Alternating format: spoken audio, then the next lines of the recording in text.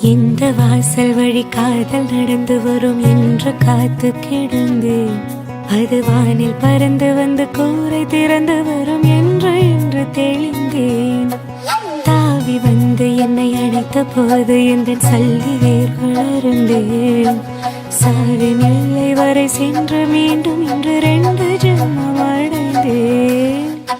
துடிக்கும் உதடு கொண்டு துடை தேடு வெக்கத்தை அணைப்பினாதிக்கத்தால் வெளியேற்று அச்சத்தை. துடிக்கும் உதடு கொண்டு துடை தேடு வெக்கத்தை அணைப்பினாதிக்கத்தால்